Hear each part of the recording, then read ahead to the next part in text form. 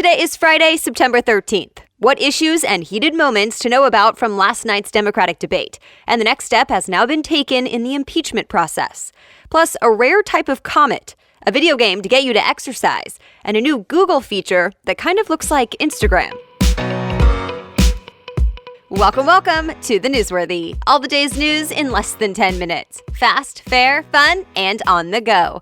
I'm Erica Mandy. Thanks so much for being here. You ready? Let's do this. All the leading candidates in the Democratic presidential race debated on the same stage last night. The top 10 polling Democrats who qualified for debate number 3 talked about a lot of different issues like climate change, healthcare, immigration, and gun control. So let's start with gun control, which got a strong reaction from Beto O'Rourke of Texas. His hometown is El Paso, where that mass shooting happened at a Walmart last month. When asked if he would force people to get rid of assault weapons, he said, quote, "Hell yes, we're going to take your AR-15, your AK-47. We're not going to allow it to be used against our fellow Americans anymore." Another big issue, of course, healthcare. For example, former Vice President Joe Biden wants to expand the Affordable Care Act, known as Obamacare. Other frontrunners like Senators Elizabeth Warren, Bernie Sanders, and Kamala Harris would take it a step further and are pushing for Medicare for all. That would mean a government-run system, so no insurance premiums or deductibles to pay, but it would use more taxpayer dollars for healthcare. Also on the topic, things got heated during an exchange between Biden and Julian Castro. Castro accused Biden of, quote, "forgetting what you said 2 minutes ago," which seemed to be a dig at Biden's age. Some of the other candidates jumped in because they say they didn't like where this was going. South Bend, Indiana Mayor Pete Buttigieg said, quote, "This is why presidential debates are becoming unwatchable." And Andrew Yang reminded everyone, quote, "We're all on the same team here." Speaking of Yang, he pushed for his plan of universal basic income to give every adult $1,000 a month. He says it's needed to deal with how technology will change the workforce. And he even offered a giveaway of the money as a sort of pilot program, though Time reports the giveaway might actually break federal election laws. But a lot of people were expecting a tense back and forth between top candidates Biden and Warren, but it never happened. If you want to read more about highlights from last night's debate, you can find the links in today's show notes on thenewsworthy.com. Democrats in Congress are setting the stage in case they try to impeach President Trump.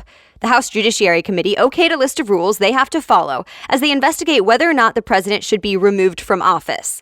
This is the first official vote moving toward impeachment, but the New York Times reports it's mostly symbolic. It's mainly a way to show judges and other Democrats the committee is still looking into impeachment. But it is going to change a few things. First, Reuters reports it will allow Democrats to have more time to question witnesses as they investigate the president, and anything said during questioning can stay private. On top of that, these new rules will allow committee hearings to officially be called impeachment hearings. As for President Trump, he told reporters he's not worried about this. He calls the impeachment plan a, quote, embarrassment to the country, and said trying to impeach him would actually divide the country. Either way, Democrats might start using those new rules as soon as next week. That's when they plan to question the president's former campaign manager. It's official, the clean water rule that went into effect during the Obama administration will now be replaced. So what was it? The original rule passed in 2015. CBS News reports it limits what kind of chemicals can be used near bodies of water. The goal was to keep the water from getting polluted. Environmentalists say the rule is necessary to keep drinking water safe and protect our wetlands, which can prevent flooding and filters out pollutants. But critics have said the law goes too far, protecting small streams and ditches that make it hard for farmers and manufacturers to use the land, and can ultimately cost consumers more.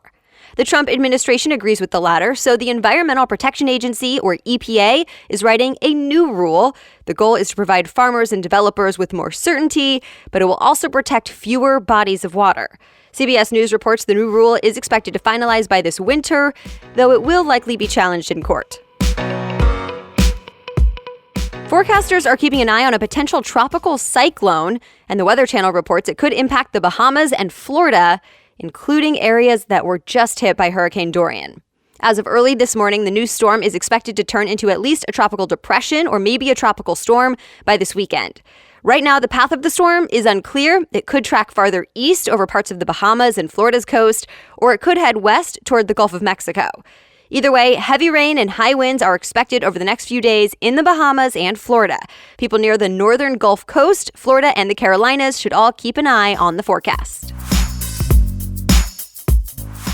Well, it's Friday the 13th, and tonight there's even a full moon. And that's pretty rare. The Farmer's Almanac says this hasn't happened since the year 2000 and won't happen again for another 30 years. If you're in the middle of the U.S. or on the West Coast, you should be able to see the full moon tonight. But if you're on the East Coast, it's technically not going to fall on Friday the 13th since it's not an official full moon until a little after midnight. One more thing. This full moon is special in another way. NBC News says it'll be a so-called mini or micro moon, meaning it may look really small. That happens because the moon will be the farthest away it ever gets from Earth, so the opposite of a supermoon. And something else in space to take note of, National Geographic says an astronomer may have spotted an interstellar comet. That's a comet from outside of our solar system, which is also pretty rare. If confirmed by scientists, this would only be the second of its kind. More news ahead, but first, thank you to our sponsor today, Blinkist. Just when you thought you'll never find the time to read and learn more, Blinkist comes to the rescue. Blinkist breaks down the best key takeaways from thousands of nonfiction books into just 15 minutes. So you have tons of information right at your fingertips in a way you can actually get through it all. From self-help to business to history, the massive library is always growing. I love learning new things. I feel we should always be curious and improving ourselves, so Blinkist lets me fast-track my way to more information and self-improvement. I also like that you can choose to read or listen. So add 15 minutes with Blinkist to your daily or weekly routine, and you can start by reading about how to form better habits. You'll find popular books on Blinkist like The Power of Habits and The 7 Habits of Highly Effective People. And Blinkist has a special offer for our audience. Go to Blinkist.com/news to start your free 7-day trial. That's Blinkist, spelled Blinkist, Blinkist.com/news to start your free 7-day trial. Blinkist.com/news. Now back to the news.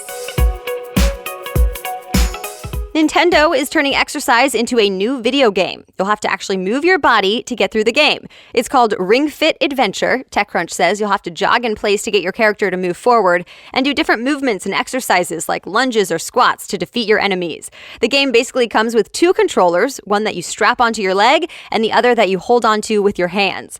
The 2 work together to make sure your whole body is moving. One of them even monitors your heart rate. The new game will be available October 18th.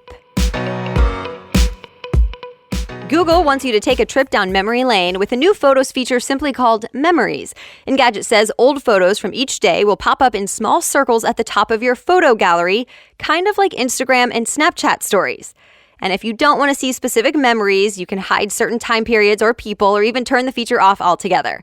Google Photos has something like this already called On This Day, but it wasn't right in the photo gallery. The Verge says you can also now order prints directly from the Photos app and pick them up at a CVS or Walmart. And in the next few months, you should be able to start direct messaging right in the Photos app, meant to be an easier way to share pictures. The Walmart-owned video streaming service Vudu is rolling out a new feature for movies meant to help families watch movies together without the inappropriate stuff for kids. It's called the Family Play option. TechCrunch says parents can use it to filter out content like violence, substance abuse, and certain language, so the family can watch a movie, but Vudu will skip the graphic scenes and mute out bad language. The feature is available now for more than 500 movies. Speaking of Walmart, the company is expanding a new option for grocery delivery. CNBC says at least half of Americans will be able to sign up by the end of the year. So what is it? Business Insider says Walmart usually charges customers up to $10 per order to deliver groceries.